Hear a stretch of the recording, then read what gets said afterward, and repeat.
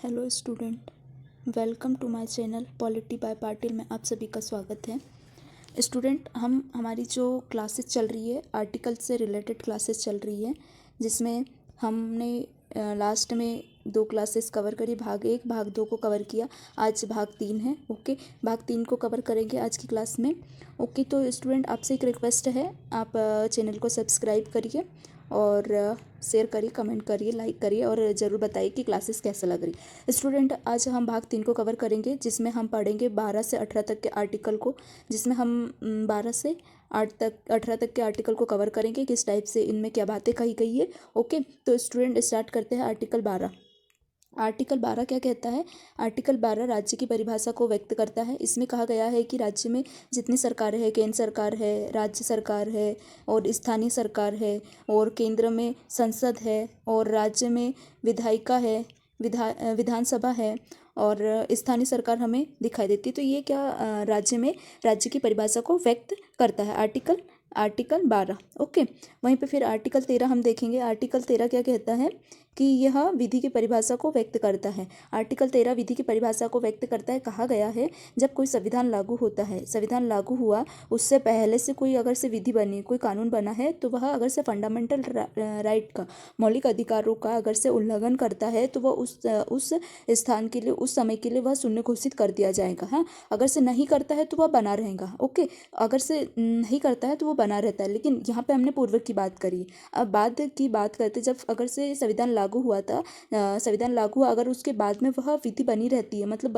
विधि बनाई गई है, कानून बनाया गया है, अगर वह फंडामेंटल राइट का उल्लंघन करता है तो वह उस टाइम तक के शून्य हो जाएगा। यहाँ पे हमें सूर्योदय और सूर्यास्त का नियम दिखाई देता है आर्टिकल 13 में। आर्टिकल 13, 12 और 13 को हम क्यों रिवाइज कर लेते हैं और एक बार क्या कहता है।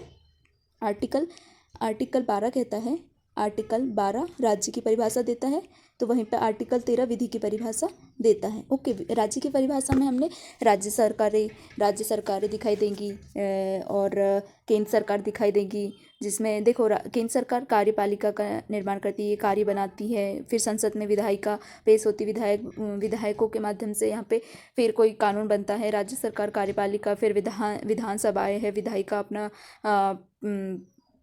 कानून व्यक्त करती है, फिर स्थानीय सरकारों तक ये प्रोवाइड होते चलता है। इस प्रकार से यहाँ पे एक कानून बनते चलेगा और अपने कार्य करते हुए यह आर्टिकल 12 चलेगा। उसके बाद में आर्टिकल 13 में हमें दिखाई देता है कि विधि की परिभाषा को व्यक्त किया गया है, जिसमें कहा गया अगर से कोई विधि अगर से इस फंडामेंटल राइट के कुछ नियमों का उल्लंघन करती है तो उस सीमा तक के वह असंवैधानिक घोषित कर दिया जाएगा। अगर नहीं करती है तो वह बनी रहेंगी। इजी फॉर्म है। ओके, उसके बाद हम देखेंगे आर्टिकल 13 देखेंगे। आर्टिकल 13 हुआ, सॉरी।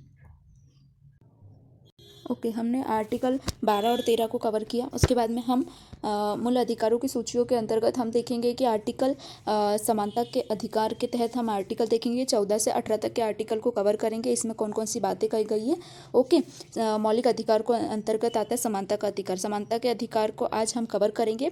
ओके, तो स्टूडेंट आर्टिकल 14 क्या कहता है? कानून के समक्ष सभी समान है।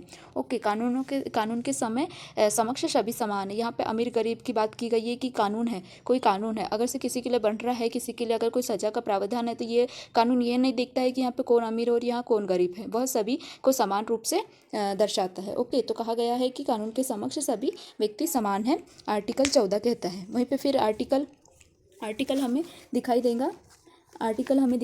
15। आर्टिकल 15 में भेदभाव का निषेध के बारे में बात की गई है कि किसी भी व्यक्ति के साथ जाति, धर्म, लिंग, जन्म स्थान या नस्ल, लिंग आदि किसी भी प्रकार से किसी भी व्यक्ति के साथ में कोई भेदभाव नहीं किया जाएगा, यहाँ पे कहा गया है आर्टिकल 15 के तहत। लेकिन कुछ आधारों पर यहाँ पे हम भेदभाव के रूप दिखाई देते, भेदभाव नहीं कह सकते, कुछ उनके लिए बेनिफिट दिखाई देता है। जैसे कि आर्टिकल 15 में कहा गया है कि जब कोई महिला मातृत्व अवकाश के लिए अगर से अपील करती है तो उसे वह अवकाश प्राप्त होगा। ओके, यहाँ पे लिंग के आधार पर कुछ हमें भेदभाव दिखाई देगा, मतलब भेदभाव नहीं बोल सकते उसे, कुछ आरक्षण के रूप में हमें कुछ छूट दिखाई देती है। ओके, महिला के आधार पर महिला को यहाँ पे छुट्टी का प्रावधान है। और वहीं पे फिर कहा गया है आरक्षण के आधार पर भी यहाँ पे हमें दिखाई देता है कि किस प्रकार से अगर SC ST शैक्षणिक और आर्थिक रूप से अगर से कमजोर है तो उनके लिए आरक्षण का प्रावधान भी किया गया है। तो वहीं पे हम देखेंगे कि भेदभाव का निषेध, लेकिन अगर से कोई व्यक्ति के साथ अगर भेदभाव किया जाता है तो उसके लिए दंडनीय अपराध भी हैं, हमें दिखाई देंगे आर्टिकल 17 के माध्यम से। ओके, तो आर्टिकल 15 क्या कहता है कि भेदभाव से निषेध किसी भी जाति के आधार पर, धर्म के आधार पर, लिंग के आधार पर किसी भी व्यक्ति के साथ में कोई किसी भी प्रकार का क्या कहेंगे, कोई भेदभाव नहीं किया जाएगा। ओके, तो ये आर्टिकल 15 कहता है। ओके, फिर आर्टिकल 16 क्या बात कहेगा कि सरकारी नौकरियों में समान अवसर। यहाँ पे सरकारी नौकरियों में समान अवसर की बात करता है। ओके, यहाँ पे कहा गया है कि सभी नागरिकों को सरकारी नौकरी में समान अवसर प्राप्त होगा, लेकिन SC और ST OBC EWS को आरक्षण का भी प्रावधान किया गया है। यहाँ पे कुछ आधारों पर जैसे कि नौकरियों में कुछ बेनिफिट दिखाई देंगे, जैसे नौकरियों में किसी प्रकार का भेद नहीं किया जाएगा।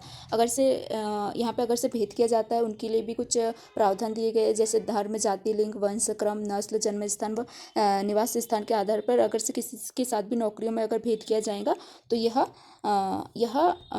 उल्लंघन के रूप में माना जाएगा, एक अपराध के रूप में हम व्यक्त करते हैं। सरकारी नौकरियों में समान अवसर की बात की गई है। ओके, फिर अस्पृश्यता का उन्मूलन, अस्पृश्यता का अंत यहाँ पे कहता है कि इसमें कहा गया है कि अगर से किसी के साथ भी अगर से किसी प्रकार का भी छुआछूत अगर से अस्पृश्यता दिखाई देती है तो उसे अपराध घोषित किया जाएगा। यह अधिनियम 1955 में बनाया गया था। ओके, आर्टिकल 17 में यह बात की गई है। फिर है 18, उपाधियों का उन्मूलन, जैसे राजा, महाराजा आदि नहीं दिए जाएंगे। यहाँ पे कहा गया है कि राज्य किसी भी व्यक्ति को उपाधि नहीं देगा, जैसे कोई महाराजा, कोई राजा, ऐसे करके कोई उपाधि नहीं देगा। लेकिन क्या होता है, जब यह केवल शैक्षणिक और सैन्य उपाधि मान्य होती है। यहाँ पे कोई व्यक्ति है, शैक्षणिक रूप से कोई सर बन गया है और सेना में है, तो मतलब इनको उपाधियाँ दी जाएगी, क्योंकि वो एक शैक्षणिक आधार पर उनको वो उपाधि प्राप्त होती है। लेकिन किसी को भी ऐसे गैर नागरिक हो, मतलब किसी को भी ऐसे राजा, महाराजा करके ऐसे कोई उपाधियाँ नहीं दी जाएंगी, उसकी बात की गई, उपाधियों का उन्मूलन। तो हमें आर्टिकल 18 तक के हमने आर्टिकल्स को देखे हैं। समानता के अंतर्गत आते हैं 14 से 18 तक के आर्टिकल आते हैं, जिसमें 14 में कहा गया है कि कानून के समक्ष सभी समान है। वहीं पर आर्टिकल 15 धर्म, जाति, लिंग आदि के आधार पर किसी के साथ में कोई भेदभाव नहीं किया जाएगा। आर्टिकल 16 कहता है कि सरकारी नौकरियों में समान अवसर की बात करता है। इसमें भी कुछ आधारों पर अगर से किसी के साथ भेदभाव नहीं किया जाएगा, वो बात कहता है। फिर आर्टिकल 17 1955 में यह अधिनियम बना था कि किसी भी व्यक्ति के साथ अस्पृश्यता के आधार पर कोई भेदभाव किया जाएगा तो वह एक कानूनी अपराध के तहत आएगा। फिर उपाधियों का उन्मूलन 18 में कहता है कि किसी भी आधार पर किसी भी व्यक्ति को राजा, महाराजा ऐसी उपाधि नहीं दी जाएंगी। लेकिन क्या होता है कि शैक्षणिक और सैन्य स्तर पर कोई उपाधि प्राप्त होते हैं वह मान्य होंगी, लेकिन ऐसी कोई राजा, महाराजा जैसी कोई उपाधि मान्य नहीं होंगी। ओके, तो आज का समानता का अधिकार हमें यहाँ पे कंप्लीट होते दिखाई देता है। हमने आर्टिकल 12 और 13 को भी कवर किया, जिसमें 12 में राज्य की परिभाषा, वहीं पे 13 में हमें विधि की परिभाषा दिखाई दी। ओके, तो स्टूडेंट आपको क्लासेस कैसे लगी आप ज़रूर बताइए, कमेंट, लाइक, शेयर ज़रूर करिए। Okay, thank you.